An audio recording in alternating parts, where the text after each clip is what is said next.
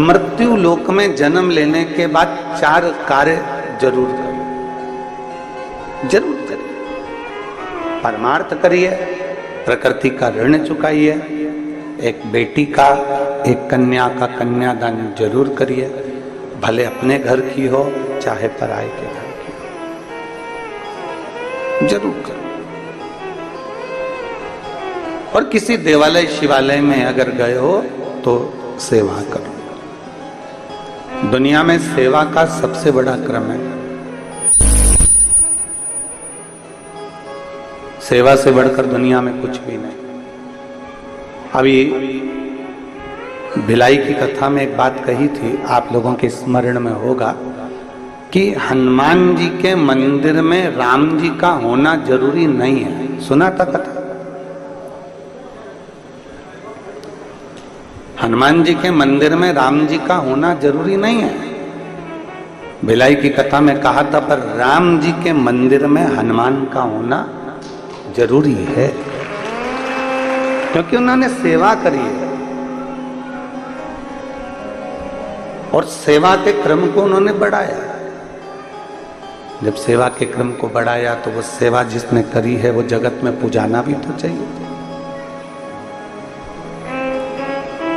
जिसने सेवा करी है वो जगत में पुजाए भी तो, जिसने सेवा करी है वो जगत में श्रेष्ठ कर भी तो।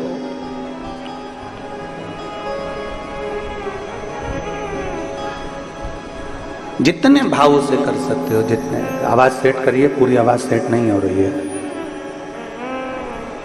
जितने भाव से सेवा कर सकते हो, जितने भाव से आप सेवा का क्रम जोड़ सकते हो, उतने प्रेम से आप सेवा करिए, उतने प्रेम। और जितने प्रेम से सेवा के क्रम को आप बढ़ा सकते हो, करो। यहां तक शास्त्र कहता है कि आप कहीं नहीं जा सकते ना, आप किसी स्थान पर पहुंचकर सेवा नहीं कर सकते, तो प्रयास करो अपने घर में बुजुर्ग माता पिता हो, अपने घर में कोई वृद्ध हो, कोई बड़ा हो, कोई बुजुर्ग हो, कोई ऐसा व्यक्ति हो जिसको आपकी बहुत जरूरत है, तो उसकी भी सेवा मूल्य है, उसकी भी सेवा आप करिए उसकी सेवा। पर मत बुरे कर्म कर बंदे वरना पछताएगा, भगवान की आंखों से तू बच नहीं पाएगा, तू बच नहीं पाएगा। अरे ओ अज्ञानी मत कर नादानी, अरे ओ अज्ञानी मत कर नादानी। आप जितना सेवा के क्रम को बढ़ाओगे, ये सेवा तुम्हारे कहीं ना कहीं काम आएगी। आगे की आवाज कोई जा रही है और पीछे की आवाज कोई आ रही है, अंदर की। आप जितनी सेवा के क्रम को बढ़ाओगे, उतना आपके जीवन में सुख का अनुभव अपने आप प्राप्त होगा, अपने आप। किसी की भी सेवा करो, तुम्हारा मन पड़ जाए जिसकी सेवा करो।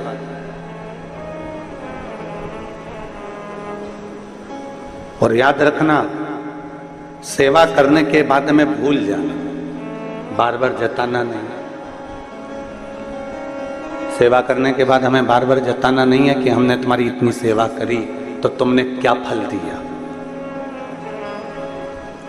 एक कथा आती है शिव महापुराण में, बड़ी सुंदर कथा, स्मरण करिएगा।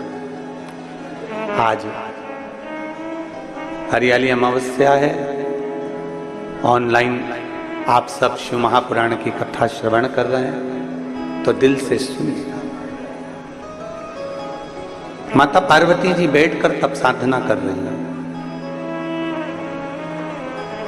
मां जगतजननी पार्वती जी बैठकर तप साधना में लीन है। डीले कम कर दो, हॉल है क्योंकि।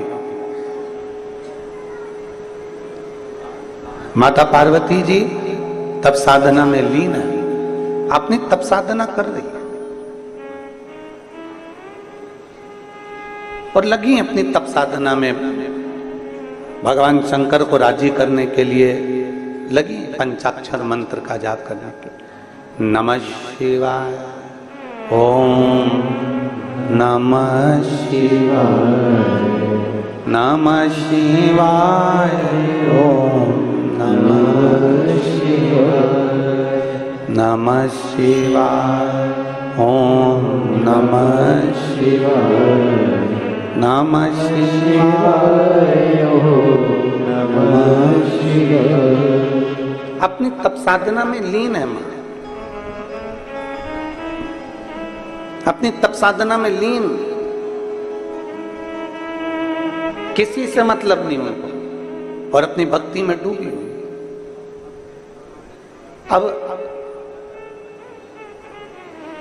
इतनी तप साधना माता पार्वती जी ने करी, इतनी तप साधना माता पार्वती जी ने करी कि पूरा 1 वर्ष नहीं, ना जाने कितने कितने वर्ष माता पार्वती जी तप साधना में लगी, ना जाने कितने वर्ष।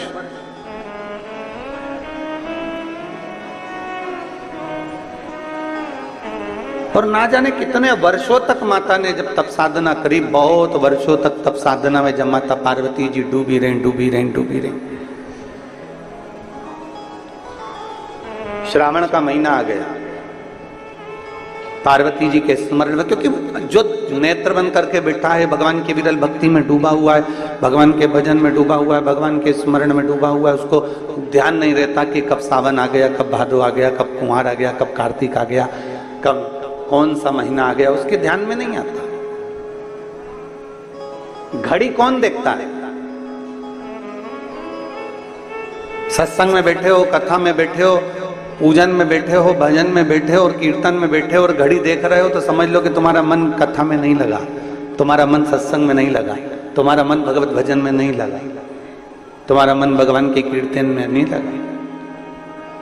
भगवान की सेवा में घड़ी देखने का कार्य नहीं होता। आपका काम है भगवान की कथा सुनना, आपका काम है संकीर्तन करना, आपका काम है सत्संग करना, और तुम्हें हाथ में घड़ी भले बंधी है पर तुम्हें नहीं देखना है। देखना किसको है? आप अगर कथा में बैठे हो, आप अगर शंकर के मंदिर में बैठे हो, आप अगर सत्संग में बैठे हो, आप अगर भगवान का भजन कर रहे हो, भगवान के मंदिर में सेवा कर रहे हो, तो तुम्हें घड़ी नहीं देखना है। उस भोलेनाथ को तुम्हारी घड़ी देखना है कि तेरी घड़ी कैसी चल रही है, तेरी घड़ी को कैसे सुधारना,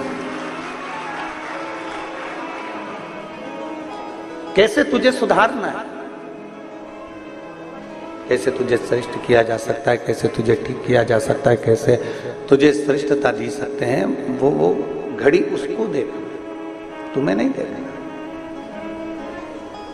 तुम तो अपनी मस्ती में भगवान माता पार्वती जी का चरित्र कर रहा है, माता पार्वती जी की कथा कर रही है, पार्वती जी अपनी मस्ती में मस्त।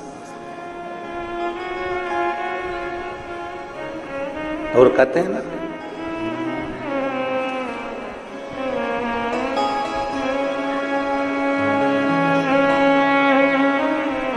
पता जब चला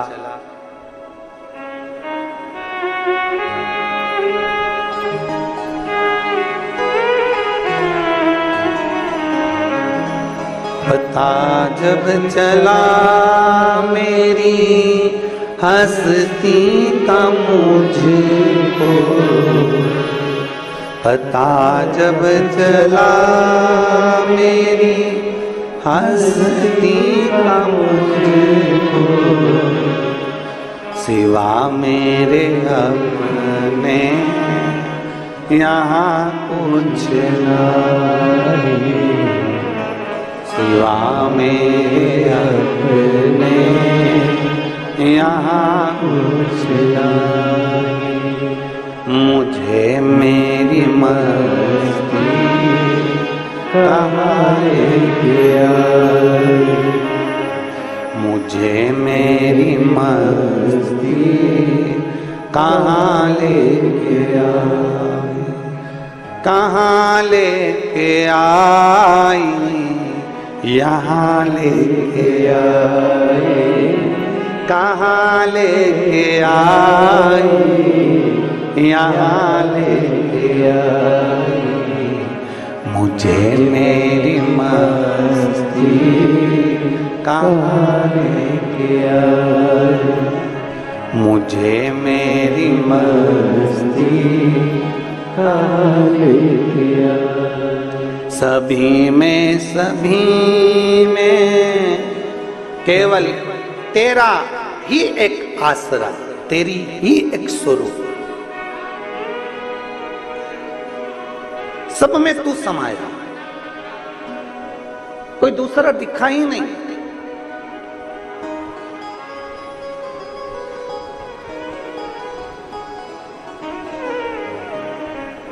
हम एक फोटो लाना भूल गए मोबाइल से, सीहोर ऑफिस में एक फोटो भेजा है, एक पुणे से भेजा है, एक विदिशा से भेजा है, एक फोटो बेंगलोर के पास में से भेजा गया कि अंधशाला के बच्चों ने टीवी पर कथा सुनकर अपने अपने टीचरों से कहा कि वो गुरुजी ऑनलाइन शिव पुराण में भगवान शंकर की कथा का वर्णन किए हैं, अभिषेक का वर्णन किए हैं, हमको भी अभिषेक करना। अंधशाला के बच्चे, एक जगह से आया कि मुकबधीर बच्चे,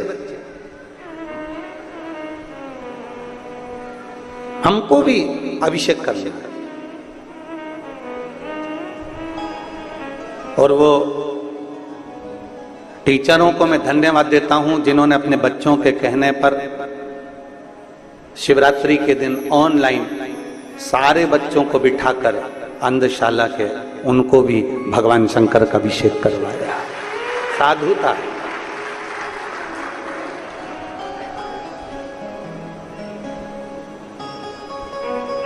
कभी कभी कोई ऐसे फोटो और वीडियो भेज देते हैं। एक कुछ दिन पहले एक वीडियो किसी ने सीहोर भेज दिया था कि कोई बिल्ली एक अलमारी पे चढ़ के बैठ गई और वो टीवी पर पूरी कथा सुन रही।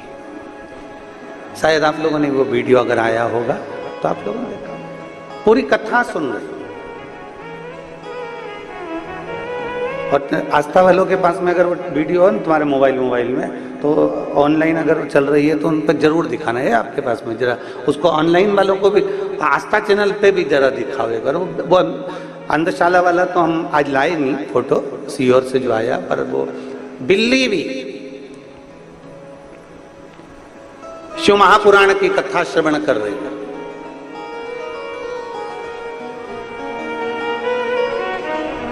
एक देहरादून से एक फोटो किसी ने भेजा वीडियो की, एक गाय और एक बैल, और रोज घर के टीवी चलती है और वो अंदर आकर कथा को श्रवण करते हैं।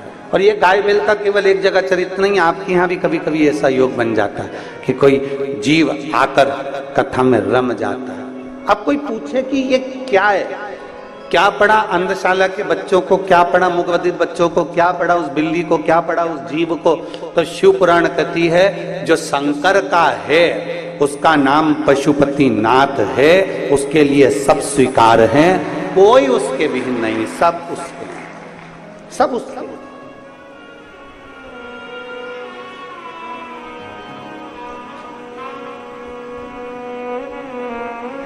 सब उसी के हैं।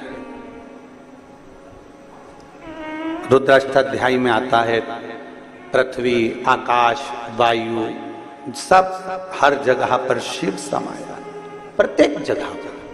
आप में भी शिव है। ऐसा कोई संसार में जन्मा ही नहीं जिसमें, जिसकी श्वास चल रही है उसमें शिव है। श्वास निकल गई शिव गया, शिव गया तो शव बन गया। जिंदा है तो भी शिव है, मर गया शव बन गया तो भी शंकर की शरणागति में शमशान गया। ऐसा कोई स्थान नहीं जहां शिव नहीं।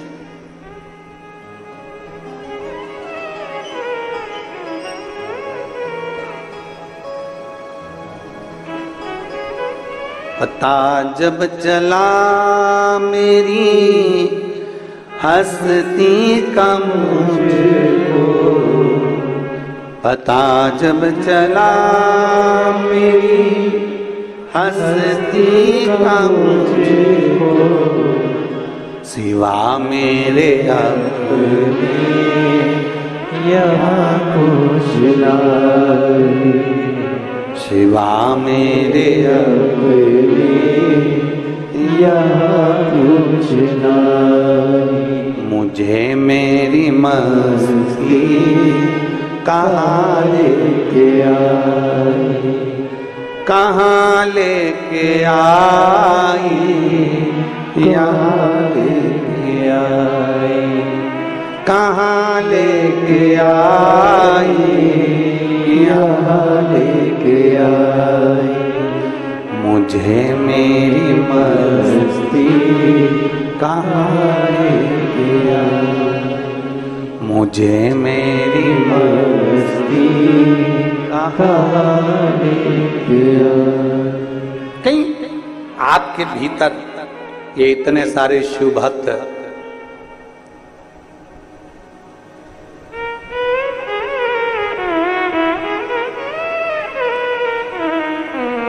इतने सारे शिव भक्त इतने बड़े राजनंद गांव में से अगर मेरे बाबा ने बेलपत्री जैसे पेड़ में से छाट छाट कर डलिया में इकट्ठी करते हैं, आप सब शंकर भगवान की बेलपत्र हो जिसको शिव ने स्वीकार कर लिया शिव पुराण के। मेरे बाबा ने आपको अपने लिए बुला लिया शिव भक्ति के लिए। कहीं शिव तत्व है, आपके भीतर का विश्वास, आपके भीतर का भरोसा प्रबल है।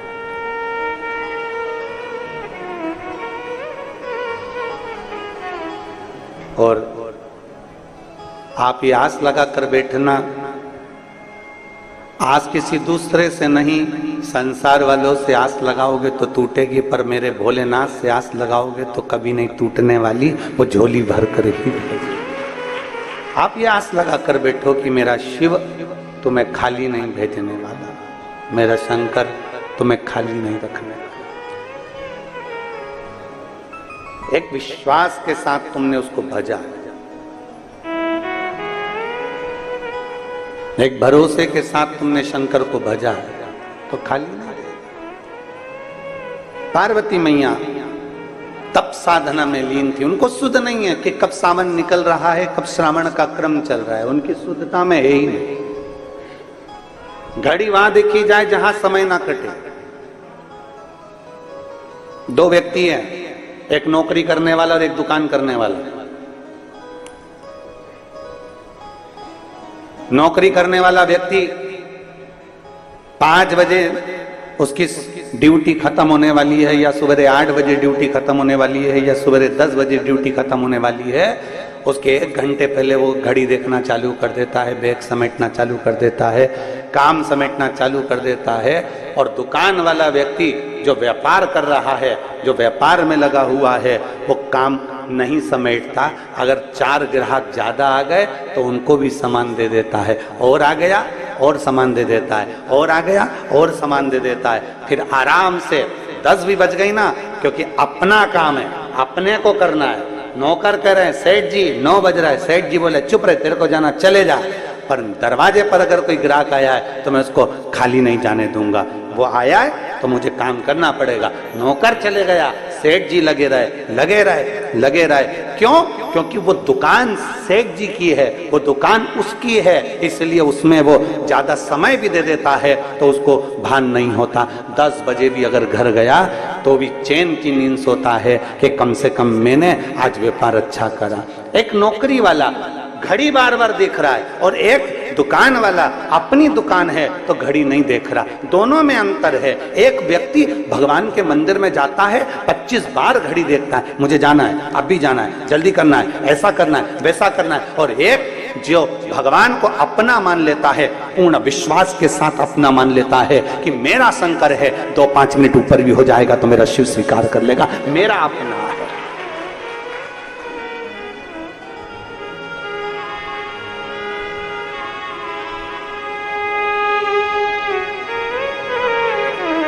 ये मेरा अपना है।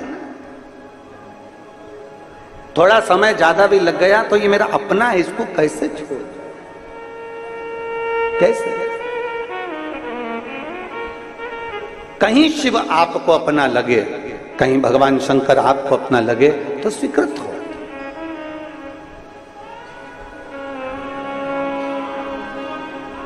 कैसे छोड़ रहे हैं? माता पार्वती जी अविरल भक्ति में डूबी हुई हैं। माता पार्वती जी भगवान शंकर की भक्ति में डूबी, उनको नहीं मालूम कि कब सावन गया, कब भादो आ गया, कब कुंवार आ गया, कब कार्तिक आ गया, उनके स्मरण में है ही नहीं। उनका तो केवल एक भगवान की विरल भक्ति को धारण करना, मंत्र जाप करना, स्मरण करना, कीर्तन करना और डूबे गए। पता जब चला मेरी हस्ती का मुझको, पता जब चला मेरी हस्ती। डूबी हुई है माँ पार्वती जी, अपने अलमस्ती में डूबी। मेरे अब यहाँ मेरे कोई नहीं सिवा कुछ नहीं। केवल लग रहा है कि यहाँ कुछ भी नहीं, केवल शिव है, केवल शिव।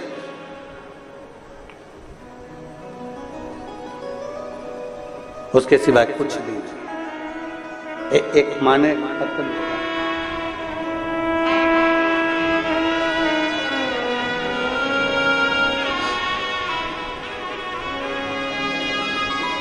फूलबाई साहू कहीं बैठी हैं, फूलबाई साहू। श्री शिवाय नमस्तुभ्यं। बच्चा आया है साथ, ले आओ उसको ले आओ। मेरी शादी को 15 वर्ष हो चुके थे। आप स्वयं जानते हैं गुरुजी के 15 साल में ऐसा कोई डॉक्टर नहीं छोड़ा हमने, ऐसा कोई देवता का स्थान नहीं छोड़ा हमने जहां हमने गोद ना भरवाई, हमने नारियल नहीं झेला। ऐसा कोई डॉक्टर नहीं जिसका इलाज ना करवाया। टेस्ट बेबी भी हो, चाहे ऐसा कोई काम हो जो हमने संतान के लिए सब कुछ कराया, पर औलाद का सुख 15 साल तक नहीं आया। 15 वर्ष तक औलाद का सुख नहीं आया। 15 साल जब औलाद का सुख नहीं आया, तब हमने किसी दूसरे के कहने पर शिव महापुराण की कथा को श्रवण करना प्रारंभ करा, और भगवान शिव की कृपा से, बाबा की कृपा से, सफेद आंकड़े की जड़ बेलपत्र के प्रयोग से 2022 में बाबा की ऐसी कृपा हो गई कि मेरे घर में संतान की प्राप्ति हो गई। एक शिव कृपा, एक शंकर की उदारता, भगवान शिव की करुणा, भगवान शिव की कृपा, उसकी दया, उसकी उदारता सहज नहीं होती। 15 वर्ष के बाद भी अगर वो झोली भर रहा है, 15 वर्ष के बाद भी अगर वो औलाद दे रहा है, तो कहीं ना कहीं उसकी कृपा, आपके भीतर कुछ विश्वास, आपके भीतर कुछ भक्ति, आपके भीतर कुछ जागरूकता, आपके भीतर शंकर के प्रति दृढ़ता बड़ी हो रही, आपके भीतर शिव भक्ति बड़ी हो गई। और जब आपका विश्वास बढ़ा, आपकी शिव भक्ति बढ़ी, तो ही तो शिव दिया है। नहीं तो 15 साल में इन्होंने लिखा, 15 वर्ष में ऐसा कौन डॉक्टर जिसको मैंने छोड़ दिया, ऐसी कौन जगह जहां मैं ना गई। एक विश्वास, 15 वर्ष औलाद के लिए तरसना, संतान के लिए तरसना। कोई एक माँ से पूछे, क्योंकि उसको ही सबसे ज्यादा सुनना पड़ता है कि तेरी गोदी खाली है, तेरे यहाँ औलाद नहीं है, उसका चेहरा उतर जाता है, वो सबका सुना लिया।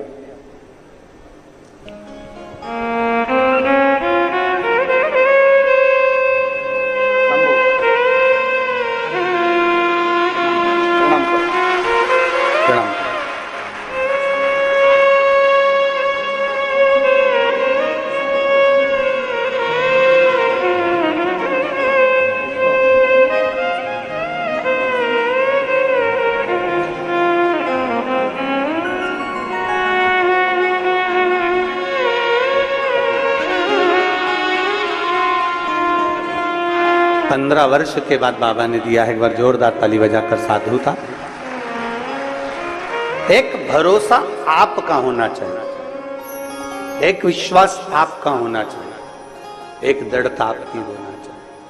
और जब विश्वास, भरोसा, दृढ़ता पूर्ण होती है तो शिव सुनता जरूर है, सुनता है।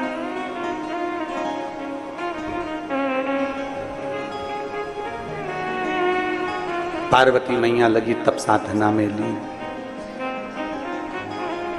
माता पार्वती जी जब तब साधना में लीन हो गई, सुध ना पड़ी, ध्यान नहीं आया। अभी आपको कथा में कहा कि 4 बातें अपने स्मरण में रहे, उसमें सबसे पहली बात कौन सी कही? जम के बोलो जरा, परमार्थ। कितना बड़ा क्रम है। माता पार्वती जी का चरित्र बता रहा है, मां पार्वती जी का संवाद बता रहा है कि माता पार्वती जी तब साधना में डूबी थी। तभी एक छोटा सा बच्चा रो रहा था और उसके पास में एक घड़ियाल, एक मगर उस बच्चे को पकड़ने के लिए जा रहा था। बच्चा चीख चीख कर रो रहा।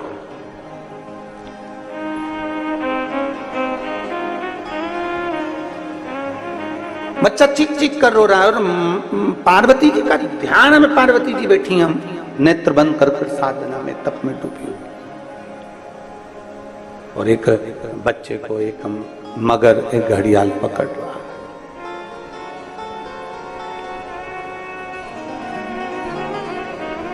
तब करते करते करते करते बच्चे के रोने की आवाज पार्वती जी के कानों में गई। जैसे ही माता पार्वती जी के कानों में रोने की आवाज गई, पार्वती जी के नेत्र खुल गए। अभी तक माता पार्वती जी के नेत्र नहीं खुले थे, तब साधना में लीन थी। अभी तक माता पार्वती जी के नेत्र नहीं खुले थे, अपनी भक्ति में लीन थी। पर एक बच्चे की आवाज सुनकर माता पार्वती के नेत्र खुल गए और भागी मां पार्वती देखने के लिए। हुआ क्या? कौन बच्चा इस जंगल में, इस वन में, इस वीराने में कौन आ गया?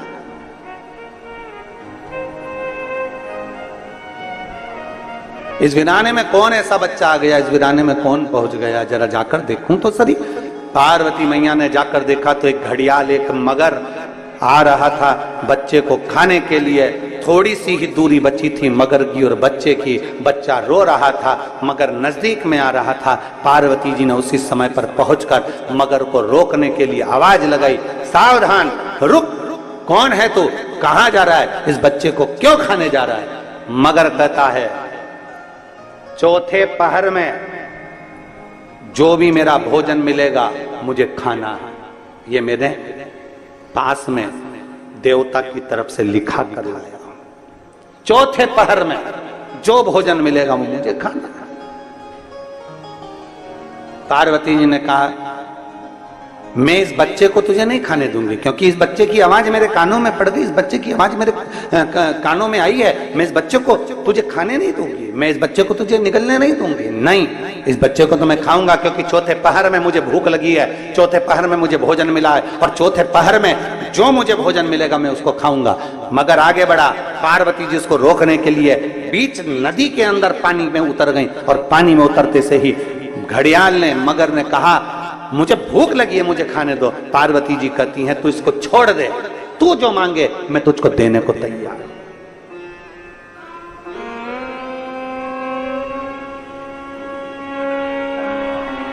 जो तू मांगेगा मैं तुझे दे दूंगी, पर तू इसको छोड़। कितना सुंदर बात कही है, जरा ध्यान दीजिएगा। बहुत बहुत सुंदर प्रसंग है महाराज। आप और हम, कई संसार के लोग जितने आस्था चैनल पर सुन रहे हैं, जितने फेसबुक यूट्यूब पर सुन रहे हैं, और जितने इस पंडाल में सुन रहे हैं, करोड़ों की संख्या में शिव भक्त अपने अपने चैनल पर कथा को सुन रहे हैं, ऑनलाइन कथा श्रवण कर रहे हैं। उन सबसे कहना चाहूंगा, कई लोग, आप और हम में से कई लोग ऐसे हैं जो भगवान की भक्ति के नाम पर नेत्र बंद कर कर बैठ जाते हैं, आंख बंद कर कर बैठ जाते हैं, और ये सोचते हैं कि हमने तो जो हो रहा था वो देखा ही नहीं।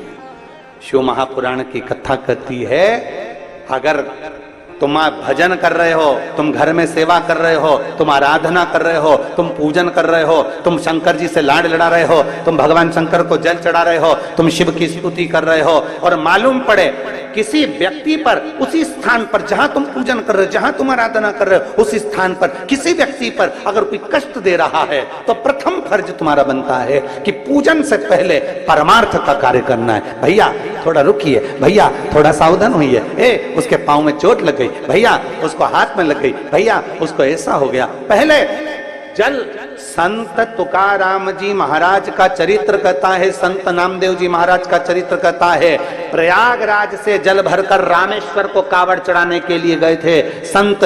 और संत जब कावड़ चढ़ाने के लिए प्रयागराज से जल भरकर, त्रिवेणी का जल भरकर जब पहुंचे रामेश्वर धाम के लिए, तो बीच रास्ते में चलते चलते चलते चलते उनको एक गधा मूर्छा खाकर पड़ा हुआ मिला।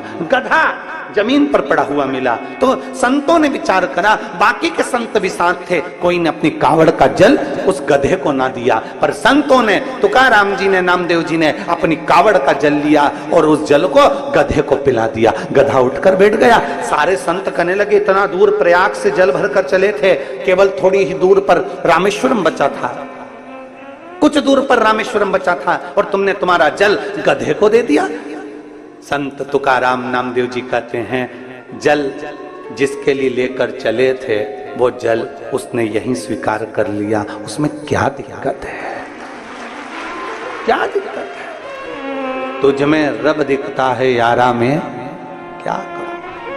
हर एक में परमात्मा नजर आए, हर एक में भगवान नजर आए, हर एक में परमात्मा का दीदार हो जाए, इससे बढ़कर सुख और क्या हो सकता है? गधे में उसने परमात्मा को, भगवान, संतों ने गधे में भगवान का दर्शन किया, तो भगवान उसी जगह पर जब जल चढ़ा दिया, और जल चढ़ाने के बाद जैसे ही संत चलने लगे तो वो गधा अपने मनुष्य देह में आकर बोलता है कि तुमने मुझे कृतार्थ कर दिया, धन्य कर दिया।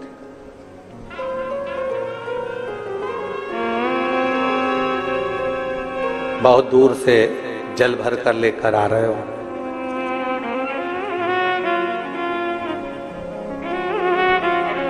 बहुत दूर से जल लेकर आ रहे हो, और दूसरे को अगर कष्ट दे रहे हो, दूसरे को त्राण दे रहे हो, कष्ट दे रहे हो, परेशान कर रहे हो, किसी को कुछ कह रहे हो, तो ये श्रेष्ठता नहीं बन सकता, उसमें एक आनंद का अनुभव नहीं हो सकता।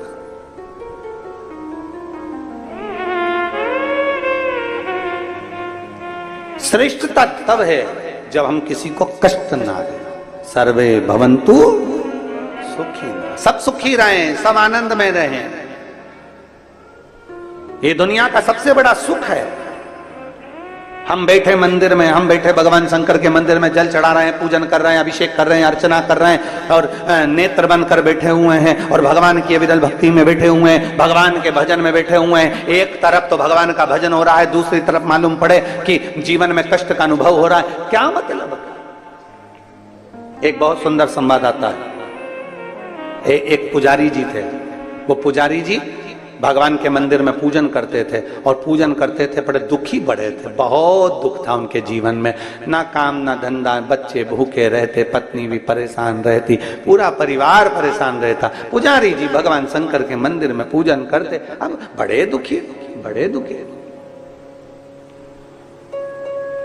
अब पुजारी जी भगवान के मंदिर में पूजन करते, बच्चे भूखे रहते, पत्नी भूखी रहती, परिवार भूखा रहता, बड़े परेशानी में, कपड़े नहीं, लत्ते नहीं, आभूषण नहीं, जेवर नहीं, बड़े पुजारी जी दुखी रहते। एक दिन उसी मंदिर में एक संत आ गए। संत ने फटी हुई सी धोती थी, एक तन पर गमछा डला हुआ था, मस्तक पर चंदन लगा हुआ था, गले में रुद्राक्ष की माला थी, हाथ में रुद्राक्ष की माला थी, और 12 तिलक लगे हुए थे। और संत ने आकर पुजारी जी से कहा, भैया जी मुझे भूख लग रही है, पुजारी जी कुछ खाने को दे दीजिए, मुझे भूख लग रही है, कुछ खाने को दे दीजिए।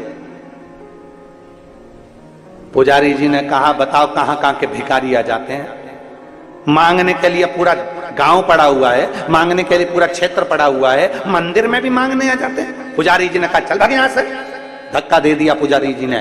वो संत उसी मंदिर के बाहर प्रांगण में, बाउंड्री के अंदर, वो संत अपने एक साधारण से भाव से पोंछ कर, झाड़ू लगाकर वहीं मिट्टी में सो गया। और सोया, पुजारी जी ने सोचा कैसा अड़भंगा है, कैसा पागल है, मूर्ख है।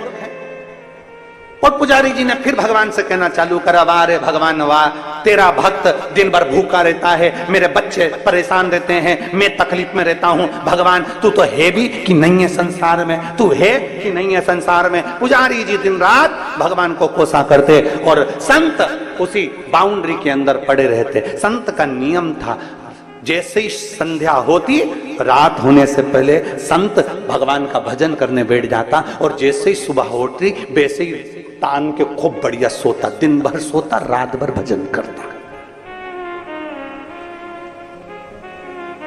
अब पुजारी जी ने देखा कि इसको जब भी, अब पुजारी जी तो दिन में आते, पुजारी जी को क्या मालूम कि रात में कितना भजन करता। पुजारी जी दिन में आते, दिन में देखते तो वो तो बढ़िया चांद के सो रहा। पुजारी जी उसको दिन रात गाली देते, कैसा बताओ किस में का है, कैसा अकल नहीं है, ना जाने कहां से आ गया, कैसा अड़भंगा है, ये संत है, ये साधु है, ये तपस्वी है, देख लो भगवान। और ऐसे ऐसे संत ये पड़े हुए हैं। और खूब कोसे पुजारी जी, खूब कोसे। और फिर भगवान को भी कि तू मुझे तो भूखा मार दिया, भगवान तू तो मुझे कुछ खाने को ही नहीं देता, मेरा परिवार दुखी, ये दुखी वो दुखी। अब संत इतने रात को भजन करे, दिन में सोए। भगवान की ऐसी कृपा कि गांव के लोग भी आए ना तो संत को कोई मालपुआ देके चले जाए, कोई जलेबी देकर चले जाए, कोई पूड़ी देकर चले जाए, कोई कचौड़ी देकर चले जाए, और पुजारी जी को कोई कुछ नहीं देके जाए। अब तो पुजारी जी और आग बबूला,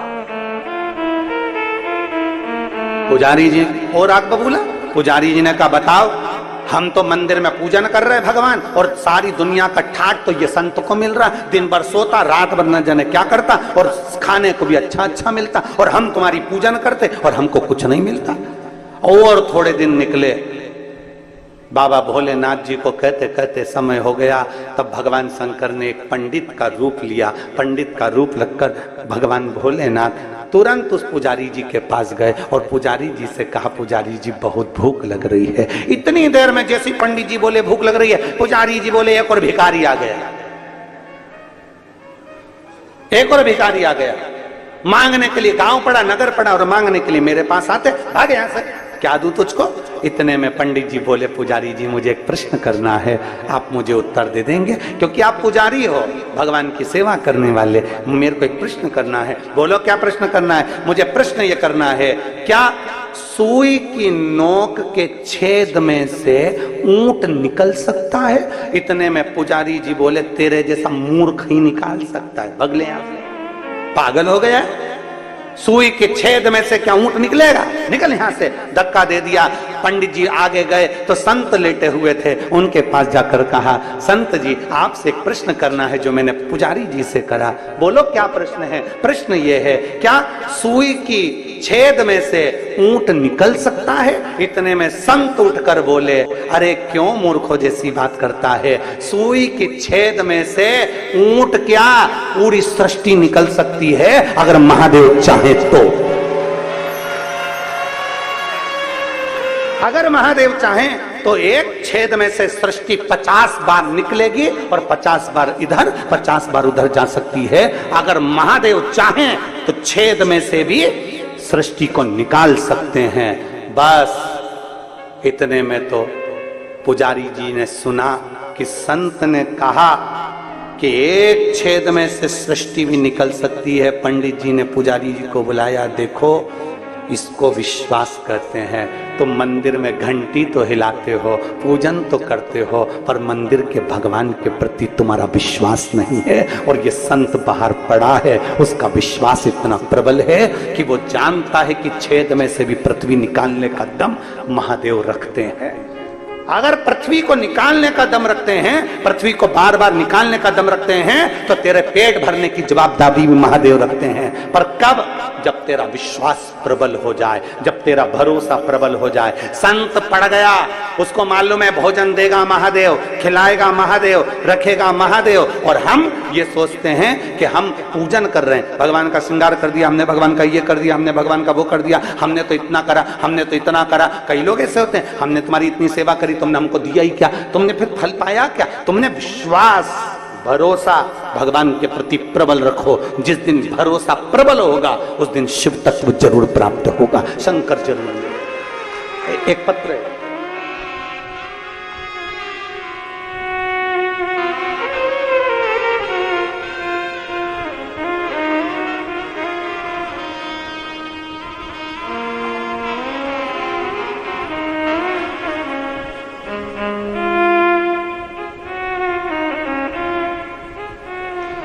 मैं रोशनी ठाकुर, पति चंदन सिंह ठाकुर, चंद्रा कॉलोनी, राजनंद गांव से आई हूं। कहीं बैठी हो तो हाथ हिला सकते हैं। आप ही हैं? श्री शिवाय नमस्तुभ्यम। आ जाओ, बच्चे को ले आओ, ले आओ। मैं रोशनी ठाकुर, पति चंदन सिंह ठाकुर, चंदा कॉलोनी, राजनंद गांव से आई हूँ। मेरी शादी को कई साल निकल गए थे। 2-4 साल तक तो हमने इंतजार करा, 5 साल इंतजार करा, 6 साल इंतजार करा, 7 साल इंतजार करा, 8 साल इंतजार करा, पर संतान का सुख नहीं हुआ गुरुदेव। हमारे यहां संतान का सुख नहीं आया। तब करें तो करें क्या? हम सत्य बोले ना गुरुजी, तो हमारा इतना विश्वास आपकी कथा पर भी नहीं था।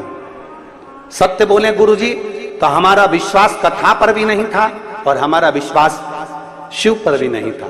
पर एक बार आपका कथा टीवी पर सुन ली और सुनने के बाद जो भरोसा आप कहते हो कि पूर्ण विश्वास के साथ अगर कोई कार्य करोगे तो भगवान उसको स्वीकार करेगा। अब हमने भी सोच लिया, डॉक्टर का बहुत इलाज करवा लिया, सारी दुनिया में हमने प्रणाम कर लिया, सब जगह से गोदी भरवा ली, औलाद नहीं हुई। अब विश्वास शिव पर करेंगे। अब देगा तो भोलेनाथ देगा, नहीं तो नहीं देगा। इतने साल भी तो नहीं दिया, देना नहीं देना उसकी मर्जी। हमने आपके कहने पर आसन लगाकर टीवी के सामने कथा सुनी, आंकड़े की जड़ का प्रयोग करा, तब भी मेरे घर में औलाद नहीं हुई। एक बार पशुपति व्रत करा, नहीं हुआ। 2 बार पशुपति व्रत करा, नहीं हुआ। 3 बार पशुपति व्रत करा, नहीं हुआ। तब मैंने सोच लिया कि हमने विचार कर लिया कि देगा तो शिव ही देगा। अब किसी के यहां नहीं जाऊंगी और ना किसी के यहां धोख लगाऊंगी। बस 5वीं बार पशुपति व्रत और 5वीं बार सफेद आंकड़े की जड़ का प्रयोग करा, तब जाकर मेरे बाबा ने 22/11/2023 को मेरे घर में संतान दी। मैं बाबा को यहाँ धन्यवाद देने के लिए। जब पूर्ण भरोसा, विश्वास नहीं है, वो लिख रही है अपने पत्र में, हम आपको पर भी भरोसा नहीं करते, शिव पर भी भरोसा। हमें भरोसा ही नहीं था, हमें विश्वास नहीं।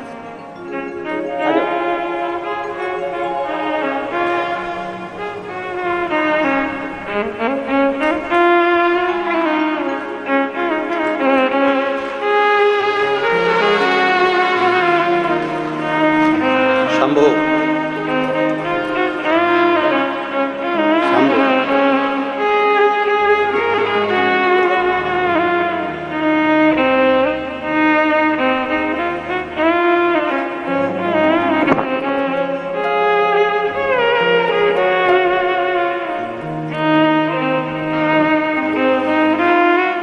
भरोसा। और फिर निवेदन है, आप सियोर वाले महाराज पर तुम्हें भरोसा नहीं करना। मानव का शरीर हमारा भी है और मानव का शरीर तुम्हारा भी। हम पर भरोसा नहीं, भरोसा करना शिव महापुराण पर, और भरोसा करना शंकर की कथा पर, और भरोसा करना तुम्हारे 1 लोटे जल पर। तो तुम भरोसे के बल पर, विश्वास के बल पर अग्रण्य जरूर हो। इंसान पर भरोसा नहीं करना है। तुम भी मनुष्य हो, हम भी मनुष्य हैं। मानव का शरीर है, मानव का शरीर है तो हो सकता है गलती हो जाए, पर परमात्मा से कभी गलती नहीं होती। मानव से गलती हो सकती है, मनुष्य से गलती हो सकती है, परमात्मा इंसान पर भरोसा नहीं करना है। तुम्हें भरोसा देवादिदेव महादेव पर करना है, तुम्हें शिव। मेरे बाबा दया करना, मैं तेरे भरोसे हूँ। मेरे बाबा दया करना, मैं तेरे भरोसे हूँ। ना घर के भरोसे हूँ, ना परिवार के भरोसे हूँ, ना घर के भरोसे हूँ, ना परिवार के भरोसे